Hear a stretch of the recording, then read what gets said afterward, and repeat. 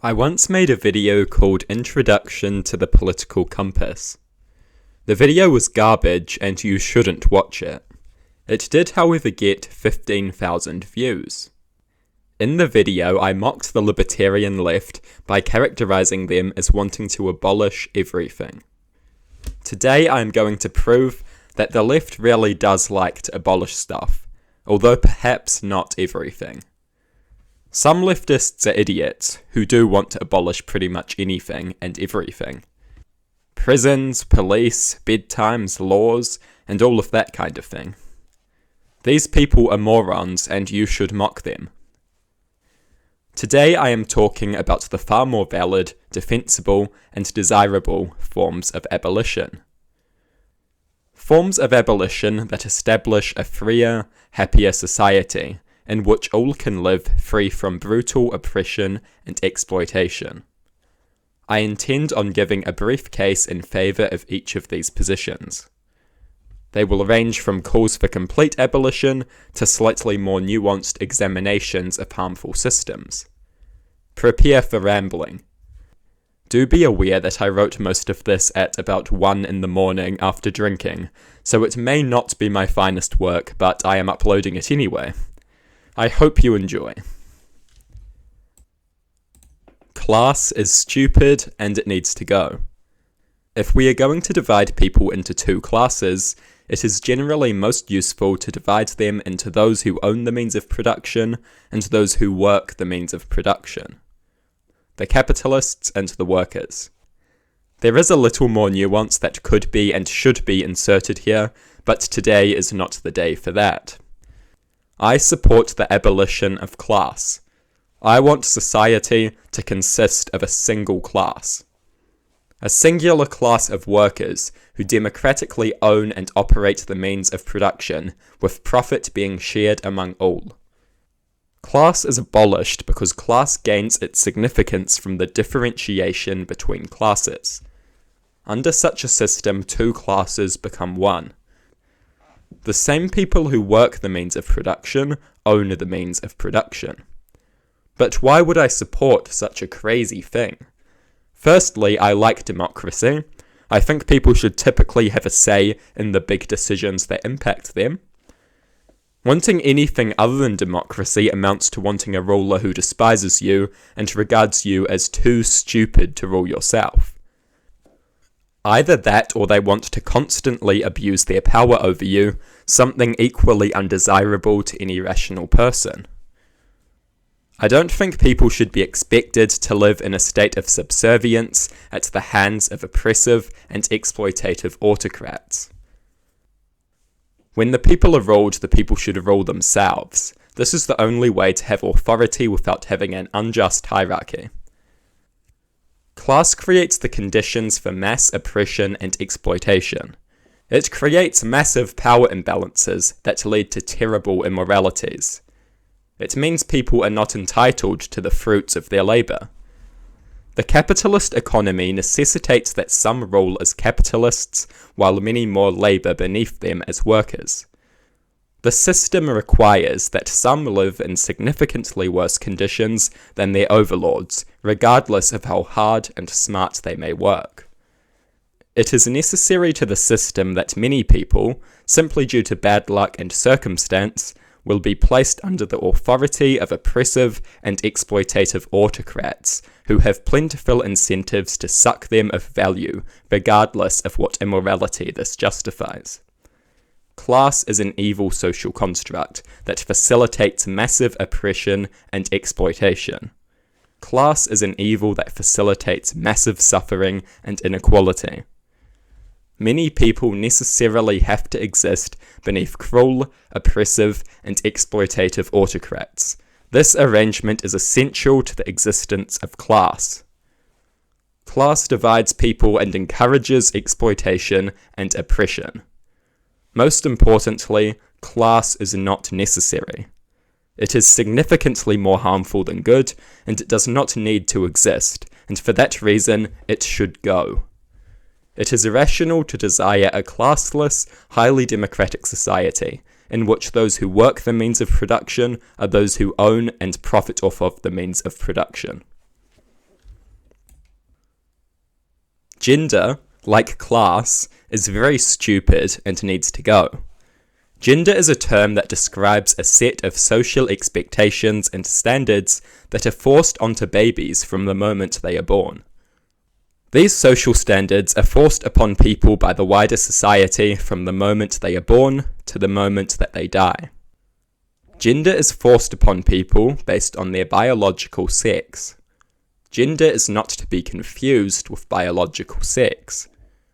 Some may say that it is misleading to say that gender is forced onto people. It is simply encouraged and assigned. People are indoctrinated and subject to the constant threat of marginalization and facing society's contempt should they break with the assigned standards. From the very start, seeds are planted in their mind. Seeds that will happily germinate into insecurity and self-hatred should they ever betray the standards they were aggressively indoctrinated with all day, every day. Standards ranging from expectations of clothing and presentation to expectations of behaviour. Stupid, oppressive standards that do nothing but restrict and control. They enforce a social mold that stops people being who they want to be. Stupid, oppressive standards that keep people from being their truest, freest, and happiest selves. Stupid, oppressive standards that try to force everyone into a social mold. People are vigorously encouraged to act out stupid social characters rather than being themselves. In fact, they are not encouraged, they are downright coerced by the before-mentioned threat of society's disdain and the insecurity and self-hatred that tears at the individual from within. These standards are not necessary. There is no reason to believe that they have to exist. They do nothing but oppress, restrict, and control people. They do nothing but prevent people from being their truest, freest, and happiest selves. Gender needs to go. It must be abolished. We must stop this process of indoctrination and coercion, which enslaves us to act for all our lives as social characters. Social types instead of individuals. Creatures defined by adherence to pointless expectations. For the sake of individual liberty, gender and its system of rigorous indoctrination and coercion must be abolished. The state can be a difficult thing to define. Probably the best definition ever offered was that constructed by the sociologist Max Weber. Weber defines the state as a, quote, human community that successfully claims the monopoly of the legitimate use of physical force within a given territory, end quote. I think some form of government is absolutely necessary. Today I want to take aim at one thing that I am not such a fan of. Weber mentions territory. While this alone is not necessarily reprehensible, in the modern world it entails the existence of borders. Borders are social constructs that regulate and control who is and who is not allowed within a certain territory, along with fulfilling a range of other important purposes. It is this particular purpose, however, that I take great interest in. Here I am less attacking the social construct of the state, and more attacking the more specific social construct of borders. I think that borders divide people. Borders reinforce hierarchy and separation between peoples. They reinforce tribalism and nationalism. They both create and intensify division. They prevent free movement. They crush the very concept of freedom of movement. How unjust that one should simply by fate be stuck on one chunk of land and heavily restricted from access to another. How unjust that pure luck, the whereabouts of our birth, is able to play such a significant role in our lives.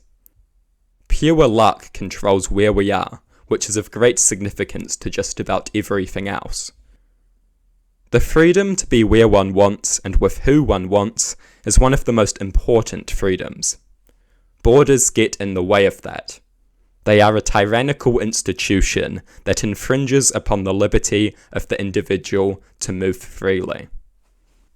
They enforce an authoritarianism that traps people in place, with their positions being determined primarily by pure chance. You may have noticed that my condemnation of my target is less absolute here. Class and gender are complete evils. Borders are a more ambiguous entity, perhaps. Still, they do suck in numerous ways, and they get in the way of both human freedom and community. I am reluctant to say abolish borders completely, as this could be unfeasible. Instead, I will simply claim that borders should be deconstructed as much as is reasonably possible, for the sake of facilitating the essential liberty to be where one wants. People should be free and united as one great collective, and borders get in the way of that ideal.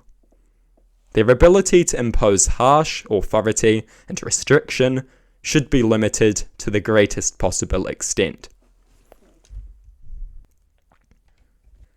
Abolish sexuality.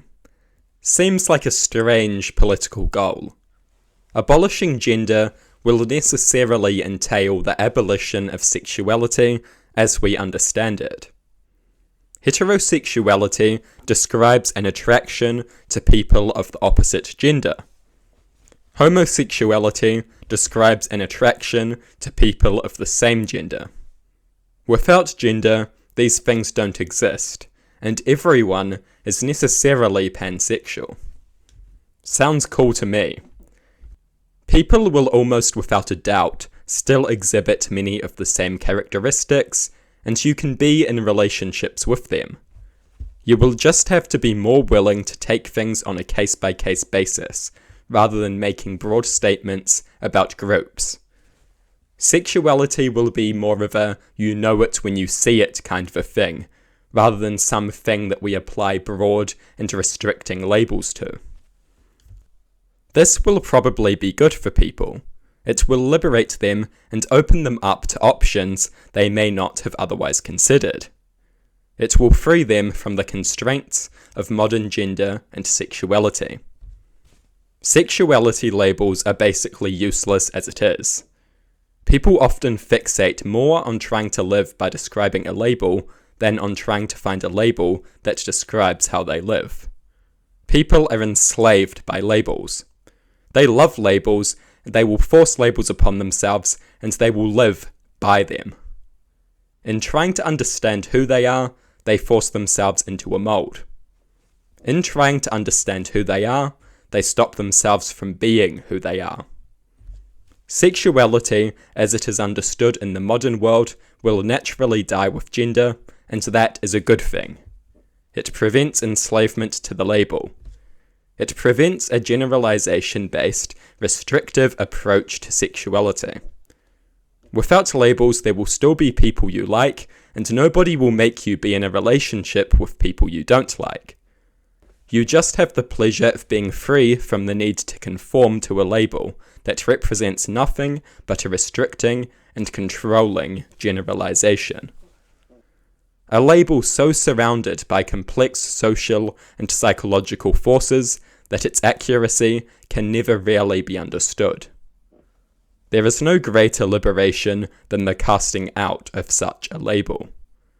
Be governed by morality and the pursuit of happiness alone, and you will be far happier than those who exist in a state of subservience to a label.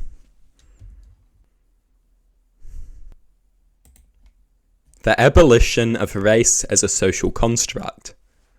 What does that even mean?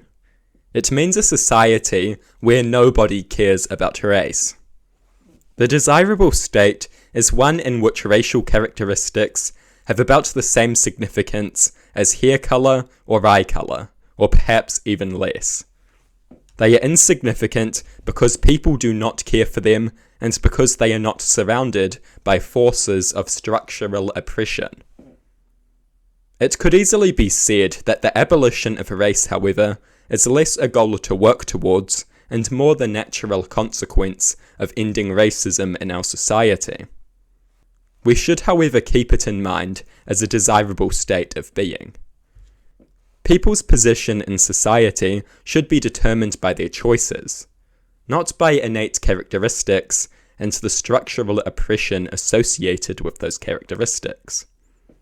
This makes people freer and encourages them to make good decisions.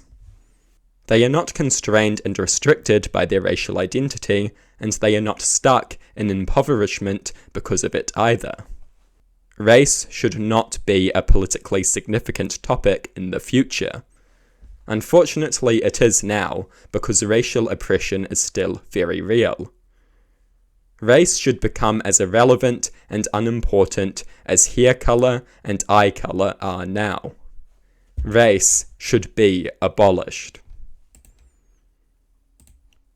The concept of nationality divides people. It forces them apart and plants the seeds of aggressive tribalism. The concept of nationality should lose all of its significance. Nationality should be about as significant as someone saying they are an Aucklander or a Wellingtonian. Using New Zealand examples is probably pretty dumb, but anyway. It is interesting, sure, but it isn't really that important, and it doesn't have a connotation of division. It doesn't have the same potential for tribalism. It's just kind of a interesting fun fact. The world should be lorded over by one great government, with all the people being citizens under that sovereign. Power will be decentralized, but it will all be pieces of one massive superstructure. Why is this desirable? For the sake of community. For the sake of unity, peace, and prosperity for all people. For the sake of ending division and conflict between states. All people can be citizens with greater freedom, equality, and opportunity than they will ever have, so long as oppressive and exploitative nation-state dynamics continue to exist. Nationality as we understand it will die with the nation-state, and that is a good thing. As for those who say people must unite against other people, people can unite against the natural world. People can unite against the challenges we face as sentient beings in this world. We have unified against nature so many times before, and our unity is largely born out of this. There is no need for us to unify to the detriment of one another. We should unify as one. The nation-state can die, and it will not be missed. Unjust hierarchies need to die. We need to radically alter our societies on every level. Economically, politically, socially, micro level and macro level. We need to make our societies freer and happier. We need to cut down on the evil systems I have discussed here. We need to stop them from causing any more pain. There is a lot of abolition and radical reform to be done. It will take centuries. I don't expect to see any of this achieved, but I will support it, promote it, and push for it anyway. The greatest advancements are often the ones we have no hope of seeing. But if we can just get the ball rolling, the world will one day be all the better. We must not become dejected, knowing that we will not see the achievement of these goals.